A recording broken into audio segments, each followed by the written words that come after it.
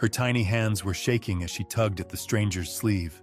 Tears streaked down her face, her voice breaking with every word. "They hurt my mama. She's dying." The room fell silent. Glasses clinked to a stop. Every eye turned. But the man she had chosen to beg was no ordinary stranger. He was the most feared mafia boss in the city. And what he did next, no one in that room would ever forget. Stay with me until the end, because this story will shock you to the core. Before we begin, don't forget to like this video, hit subscribe, and comment where you're watching from. Now, let's get into it. It's a cold Tuesday evening in downtown Chicago, 1987. The Golden Palm restaurant buzzed with the usual crowd of well-dressed men conducting business over expensive wine and hushed conversations. This wasn't just any restaurant. This was Vincent Torino's domain. Every waiter knew to keep their ears closed and their mouths shut. Every patron understood the unspoken rules. You minded your own business, you paid your respects, and you never, ever caused a scene. Vincent Torino sat at his usual corner table, a mountain of a man whose very presence commanded respect and fear in equal measure. At 53, he had built an empire that stretched across 3 states. His dark eyes missed nothing. His word was law.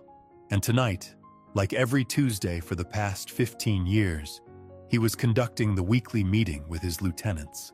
The conversation flowed in low, measured tones. Numbers were discussed. Territories were divided. Problems were addressed with surgical precision. This was how Vincent operated, methodical, calculated, without emotion clouding judgment. He had survived in this business longer than most because he understood one fundamental truth. Sentiment was weakness, and weakness got you killed. But then something happened that would shatter the carefully constructed walls Vincent had built around his heart. The restaurant's heavy oak door burst open with such force that it slammed against the wall. Every head turned. Conversations died mid-sentence. The maitre d' rushed forward, his face pale with panic. But before he could intercept the intruder, everyone saw what had caused the commotion. A little girl, no more than 7 years old, stood trembling in the doorway. Her clothes were torn and dirty. Blood stained her small white dress. Her dark hair hung in tangled knots around a face streaked with tears and grime. She looked like she had run through hell itself to get here. The child's eyes swept the room desperately, searching for something, someone, anyone who might help her. The restaurant's patrons stared back in stunned silence. Some looked away, uncomfortable with the intrusion. Others whispered among themselves, annoyed that their evening had been disrupted by what they assumed was some street orphan looking for handouts. But the little girl wasn't looking for money. She was looking for salvation. Her gaze landed on Vincent Torino's table, and something in those innocent brown eyes recognized power when she saw it. Maybe it was the way the other men deferred to him. Maybe it was the expensive suit or the gold watch that caught the light. Or maybe, just maybe, it was something deeper. A child's instinct recognizing the one person in that room who could actually do something. Without hesitation, she ran straight toward him. The room held its collective breath. Vincent's bodyguards tensed, hands moving instinctively toward their jackets. This was unprecedented. No one approached Vincent Torino uninvited, especially not like this. But before anyone could react, the little girl reached Vincent's table and grabbed his sleeve with both hands. Her tiny fingers clutched the expensive fabric as if it were a lifeline. And then she spoke those words that would echo in Vincent's mind for the rest of his life. "They hurt my mama. She's dying." The silence that followed was deafening. You could have heard a pin drop in that restaurant. Every eye was on Vincent, waiting to see how the notorious crime boss would handle this unprecedented situation. His reputation was built on being untouchable, unfeeling, a man who showed mercy to no one. Vincent looked down at the child clinging to his arm. Her face was turned up toward his, those brown eyes wide with desperation and hope. In that moment, something shifted in the hardened criminal's chest, something he hadn't felt in decades. You see, Vincent Torino hadn't always been the cold, calculating crime boss that Chicago feared. Once upon a time, he had been a different man, a man who understood what it meant to lose everything that mattered. 30 years earlier, Vincent had been married to a woman named Maria. She was the light of his world, the only person who could make him laugh, who could soften the edges that life had sharpened. They had dreams of starting a family, of building something beautiful together despite the ugly world Vincent operated in. But those dreams were shattered one night when a rival family decided to send Vincent a message. They didn't come for him directly. That would have been too easy, too expected. Instead, they went after the one thing they knew would destroy him more completely than any bullet or bomb ever could. They went after Maria.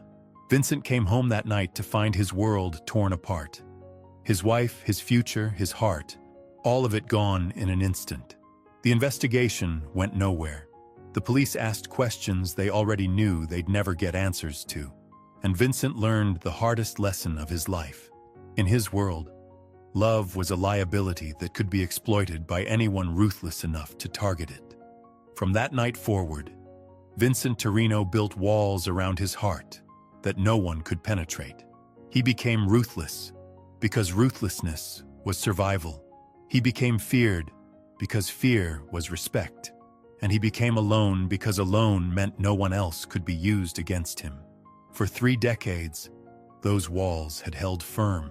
No amount of pleading, threatening, or bribing had ever made Vincent Torino show mercy when mercy wasn't profitable. He had ordered hits on men who begged for their lives.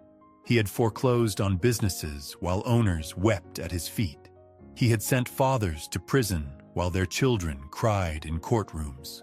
But now, looking down at this little girl who reminded him so painfully of the children he and Maria had dreamed of having, those walls began to crack. The child's grip tightened on his sleeve. Her voice came out in broken sobs as she tried to explain what had happened. Through her tears, Vincent began to piece together a story that made his blood run cold. The little girl's name was Sophie. Her mother, Elena, worked at a small flower shop on the south side of the city. They lived in a tiny apartment above the shop, just the two of them trying to make an honest living in a neighborhood where honest livings were hard to come by. But their neighborhood was also territory disputed by 2 rival gangs, both of whom demanded protection money from local businesses. Elena had been caught in the middle, unable to pay both sides, unwilling to choose between them. And tonight, that impossible situation had finally exploded into violence. Sophie's words came out in a rush, punctuated by hiccups and sobs. She described how the men had come to the shop after closing time, how they had demanded money her mother didn't have, how the situation had escalated when Elena tried to protect the little bit of cash they needed for rent and groceries. And then Sophie described something that made even Vincent's hardened associates shift uncomfortably in their seats. The men had beaten her mother unconscious and left her bleeding on the floor of the flower shop. Sophie had hidden behind the counter, watching in terror as they ransacked the place, destroying everything her mother had worked so hard to build.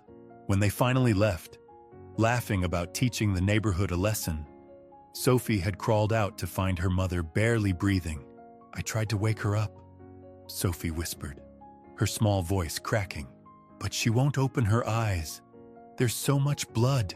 The restaurant remained frozen in that moment. Vincent's lieutenants exchanged glances, unsure how their boss would respond to this unprecedented interruption. Some of the other patrons had begun to whisper among themselves, clearly uncomfortable with the scene unfolding before them. But Vincent Torino wasn't thinking about his reputation or his image.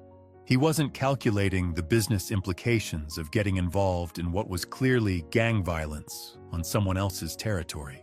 For the first time in 30 years, Vincent was thinking with his heart instead of his head. He looked down at Sophie, this brave little girl who had somehow found the courage to burst into the most dangerous restaurant in Chicago and approach the most feared man in the room. She could have gone to the police, could have called an ambulance, could have run to neighbors or relatives. Instead, she had chosen him. A child's desperate instinct had led her straight to the one person who had the power and resources to actually make a difference. "What's your name, sweetheart?" Vincent asked, his voice gentler than anyone in that room had ever heard it. "Sophie," she managed between sobs. "Sophie Martinez." Vincent nodded slowly, then looked up at his bodyguard, Tony Russo. "Get the car," he said quietly. "Now." Tony hesitated for just a moment. In all his years working for Vincent, he had never seen his boss make a decision this impulsive, this emotional. "Boss, maybe we should—" "I said get the car." Vincent's tone carried just enough steel to remind everyone that despite the unusual circumstances, he was still very much in charge. As Tony hurried toward the exit, Vincent turned his attention back to Sophie. With surprising gentleness for a man his size, he knelt down beside her chair so they were at eye level. His massive frame dwarfed the tiny girl, but somehow his presence seemed to comfort rather than intimidate her. "Sophie, I need you to listen to me very carefully," Vincent said, his voice steady and calm. "I'm going to help your mama, but first I need you to tell me exactly what these men looked like. Can you do that for me?" Sophie nodded eagerly, relief flooding her features at the promise of help. Through her tears, she began to describe the attackers. 2 men, both young, both wearing red bandanas. One had a scar running down his left cheek. The other had a spider tattoo on his neck. They had called each other by names, Carlos and Miguel. Vincent's expression darkened as he listened. He recognized the descriptions immediately. Carlos Vega and Miguel Santos, mid-level enforcers for the Red Serpents, a gang that had been trying to muscle in on territory that had been neutral ground for over a decade. They were known for their brutality, their willingness to hurt innocent people to make their point. But what they had done tonight was different. What they had done tonight was personal. Vincent stood up, his decision made. "Marco," he called to one of his lieutenants, "call Dr. Chen. Tell him to meet us at General Hospital with everything he needs for emergency surgery. Tell him it's a priority case." Marco nodded and immediately pulled out his phone.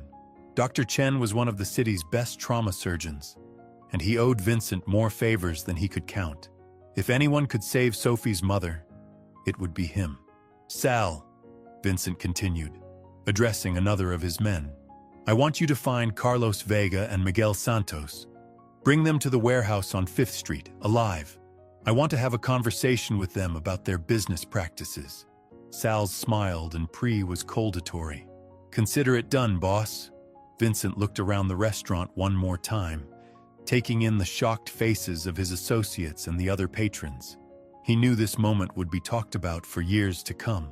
The night Vincent Torino showed mercy, the night the ice-cold crime boss let a little girl melt his heart.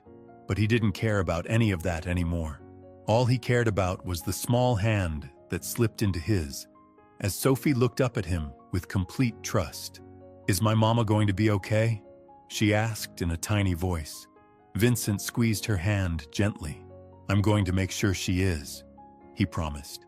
And Vincent Torino never made promises he couldn't keep. The ride to the flower shop took 12 minutes through the crowded Chicago streets. Vincent sat in the back of his black sedan with Sophie beside him, her small body finally relaxing for the first time in hours. She had stopped crying, though her eyes remained wide and watchful. Every few seconds, she would look up at Vincent, as if making sure he was still there, still committed to helping her. Tony drove with the skill of a man who had navigated Chicago's streets under pressure many times before. Behind them, 2 more cars followed, one carrying Dr. Chen and his medical equipment, the other filled with Vincent's most trusted men. As they pulled up to the flower shop, Vincent could see the devastation immediately. The front window had been smashed. Flowers and plants lay scattered across the sidewalk, their petals crushed underfoot. The sign that had once proudly displayed Elena's flowers hung crooked and damaged. But Vincent's attention was focused on what lay inside. Sophie's grip tightened on Vincent's hand as they stepped out of the car. The cold night air carried the scent of crushed roses and broken dreams. Through the shattered storefront, they could see a figure lying motionless on the floor among scattered flower petals and overturned displays.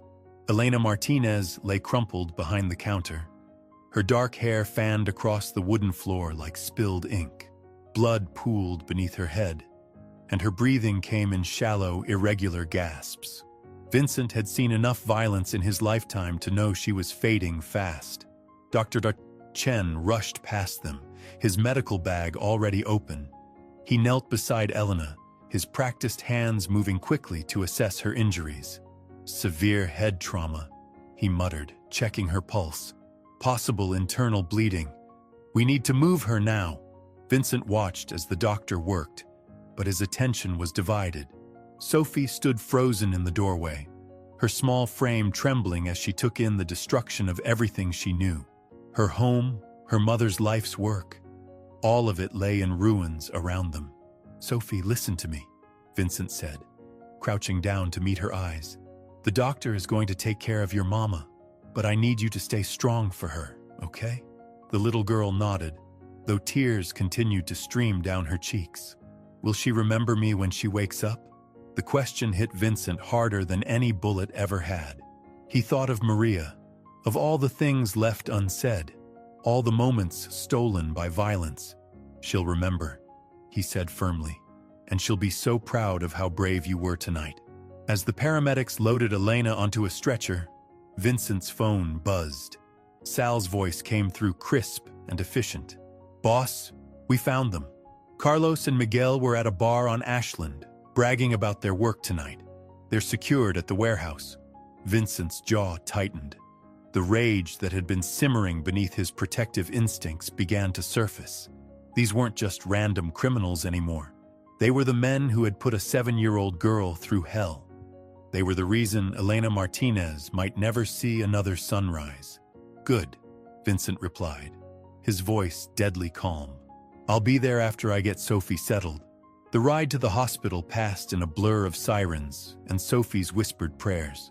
Vincent found himself holding the little girl's hand as she spoke to her unconscious mother, telling her about the nice man who was going to help them, promising to be good if she would just wake up.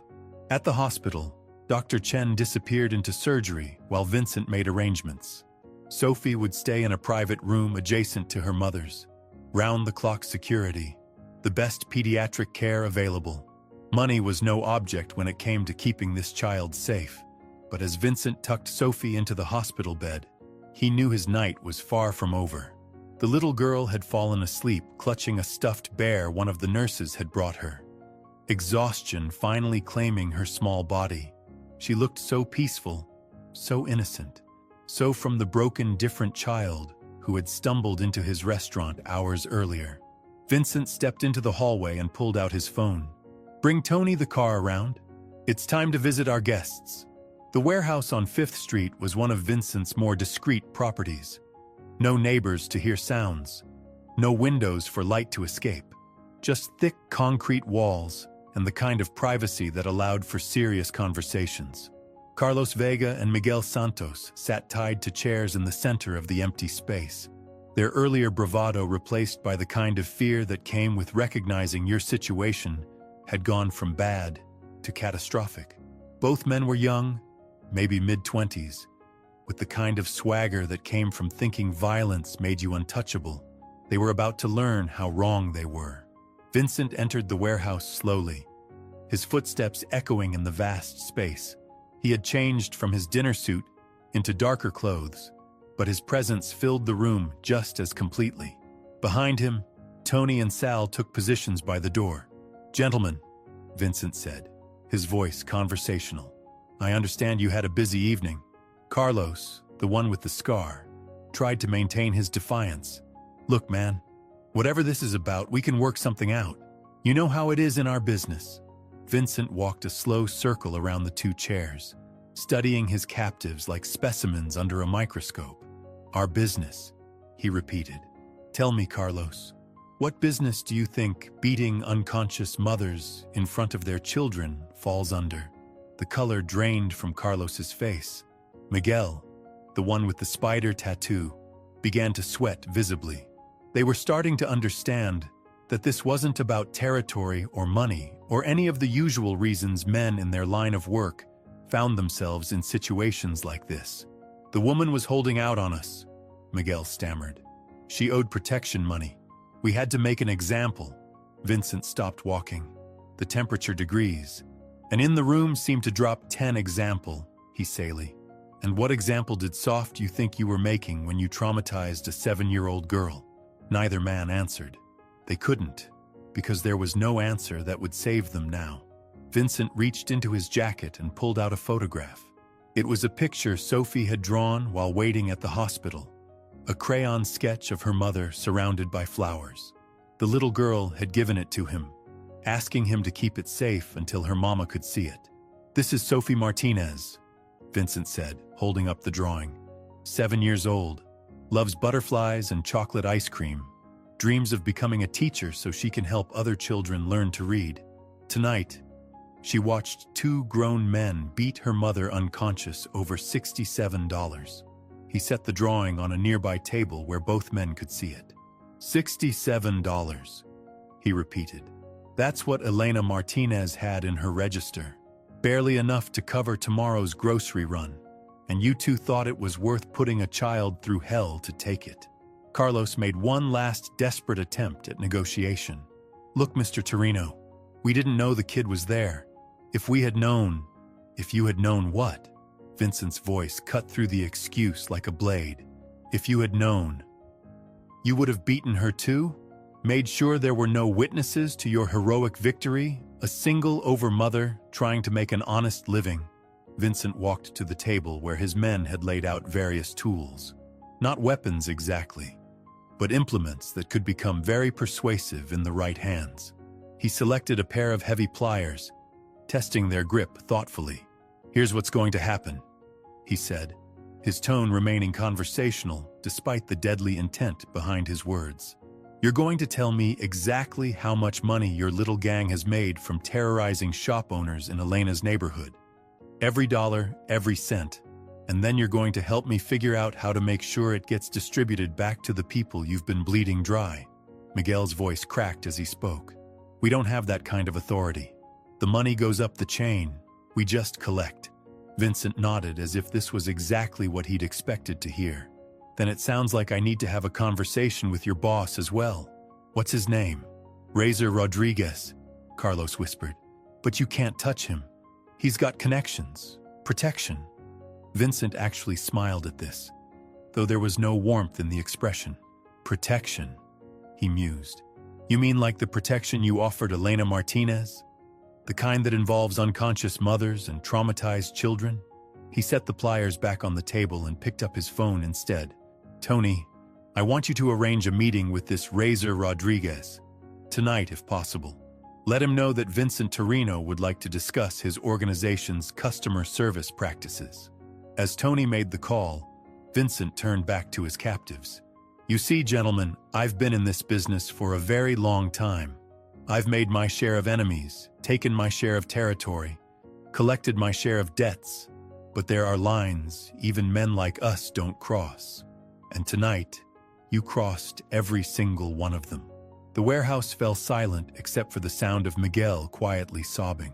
Carlos stared at the little girl's drawing on the table, perhaps finally beginning to understand the magnitude of what they had done.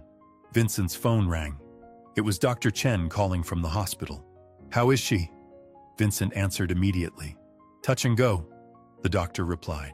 "The next few hours will be critical, but she's a fighter. The surgery went better than expected."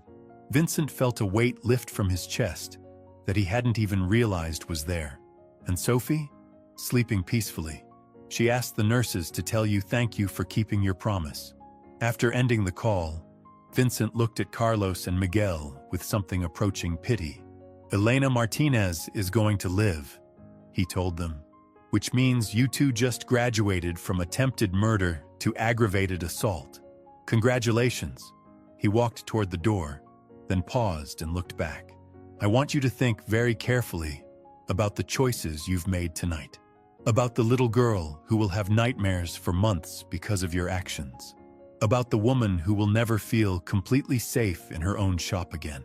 And then I want you to think about what kind of men you want to be when this is all over. Vincent left them there to contemplate their situation while he went to prepare for his meeting with Razor Rodriguez. The night was far from finished, but something fundamental had shifted in Vincent's world. For the first time in 30 years, he was fighting for something more than territory or respect or fear. He was fighting for the same thing that 7-year-old girl had fought for when she burst into his restaurant and grabbed his sleeve. He was fighting for family. The meeting with Razor Rodriguez was set for 2 a.m. at an abandoned auto shop on the industrial side of town. Vincent arrived with Tony and 3 other men, their black sedans cutting through the empty streets like shadows against the flickering streetlights. The air was thick with the scent of motor oil and rust, a fitting backdrop for the kind of conversation that was about to unfold. Razor had brought his own crew, 6 men who tried to look intimidating but couldn't quite hide the nervousness in their eyes when Vincent stepped out of his car. Word traveled fast in their world, and by now everyone knew that Vincent Torino had personally involved himself in what should have been a minor neighborhood dispute. Razor Rodriguez was younger than Vincent had expected, maybe 35, with gold teeth and enough jewelry to stock a small pawn shop. He carried himself with the kind of artificial confidence that came from never having faced real consequences for his actions. Vincent recognized the type immediately. All flash, no substance. The kind of leader who sent others to do his dirty work while he counted money and made threats from a safe distance. "Mr. Torino," Razor said, extending a hand that Vincent ignored entirely. "This is unexpected. I heard you don't usually get involved in street-level business anymore." Vincent's silence stretched long enough to make everyone uncomfortable. He studied Razor with the same intensity he might use to examine a particularly venomous snake, cataloging weaknesses, measuring threats, calculating exactly how much pressure it would take to break this man's carefully constructed image. "Street-level business," Vincent repeated finally, his voice carrying across the empty garage like distant thunder. "Is that what you call terrorizing mothers and traumatizing children?" Razor's smile faltered slightly, but he tried to maintain his swagger. "Look, business is business. Sometimes people need reminders about their obligations. My boys might have gotten a little carried away, but—" "Your boys," Vincent interrupted, "put a 7-year-old girl through hell tonight. They beat her mother unconscious over $67. $67, Rodriguez." The temperature in the garage seemed to drop. Vincent's men had positioned themselves strategically around the space, and Razor's crew was beginning to realize that this meeting might not end with the usual handshake and territorial agreement they had expected. "The woman was behind on her payments," Razor said, his voice losing some of its earlier confidence. 3 months behind. We gave her plenty of warnings." Vincent took a step closer, and despite being surrounded by his own men, Razor instinctively backed away. There was something in Vincent's eyes that spoke of violence older and deeper than anything Razor had ever encountered, a kind of controlled fury that made the young gang leader's petty brutalities look like children playing at being monsters. 3 months, Vincent said thoughtfully. "Tell me, Rodriguez, do you know what Elena Martinez does for a living?" "She runs some flower shop," Razor replied, confusion evident in his voice. "She runs a flower shop that barely makes enough to cover rent and groceries. She works 16-hour days arranging bouquets for weddings she'll never afford to have, funeral wreaths for people she's never met, Valentine's arrangements for lovers who have what she lost when her husband died in a construction accident 3 years ago." Vincent's voice remained steady, but there was something building beneath the calm surface, like pressure in a boiler that was approaching its breaking point. "She's been behind on your blood money because she spent her last savings on medicine for Sophie when the girl had pneumonia last winter. She chose her daughter's life over your protection racket, and somehow you thought that made her fair game for your animals." Razor tried to interrupt, but Vincent continued as if he hadn't spoken. "Do you know what that little girl did tonight, Rodriguez? After she watched your men beat her mother unconscious, After she saw everything she knew destroyed, she didn't call the police. She didn't run to neighbors. She walked 12 blocks through the worst part of the city, a 7-year-old girl alone in the dark, to find someone who could help. Vincent pulled out Sophie's crayon drawing again, holding it up so everyone in the garage could see it. This is what courage looks like, Rodriguez. This is what real strength is. A child who refuses to give up on the person she loves most in the world. The silence that followed was deafening. Even Razor's men seemed uncomfortable now, shifting from foot to foot, avoiding eye contact. Vincent folded the drawing carefully and placed it back in his jacket, right over his heart. "So here's what's going to happen," Vincent said, his tone shifting from philosophical to purely business. "You're going to liquidate your entire operation in Elena's neighborhood. Every protection payment, every debt, every outstanding balance, it all disappears tonight." Razor's artificial bravado flared back to life. "You can't just come in here and—" "I'm not done talking," Vincent said quietly, and the younger man's mouth snapped shut. "You're going to take whatever money you've collected from that neighborhood over the past year, and you're going to distribute it back to every shop owner, every family, every person you've been bleeding dry." "That's impossible. We don't have that kind of cash on hand. And even if we did, then you'll find it," Vincent replied. "Sell your cars, your jewelry, your mother's china if you have to. Rob your own dealers for all I care. But those people are getting their money back." Vincent walked closer until he was standing directly in front of Razor, close enough that the younger man had to crane his neck to maintain eye contact. "And if I hear about any of your people operating within 10 blocks of Elena's flower shop ever again, if so much as one of your boys jaywalks in her neighborhood, I will personally introduce you to the kind of consequences your parents should have taught you about years ago." 6 months later, Elena Martinez stood behind the counter of her rebuilt flower shop, watching through sparkling new windows as her daughter Sophie played in the small garden Vincent had installed behind the building. The red serpents had vanished from the neighborhood entirely, their former territories now under the quiet protection of men who understood the difference between power and bullying. Vincent still visited every Tuesday, not as the feared crime boss of Chicago, but as the man who had chosen to let a little girl's courage crack open his heart. Elena would prepare fresh coffee, Sophie would show him her latest drawings, and for a few precious hours, the three of them would sit together like the family none of them had dared to dream possible. The city whispered about the night Vincent Torino saved a child and found his soul. But Sophie knew the truth that the adults had missed entirely. She hadn't saved her mother by finding the most dangerous man in Chicago. She had saved him by showing him that even the hardest heart could choose love over fear. Sometimes the smallest hands carry the greatest power to change everything.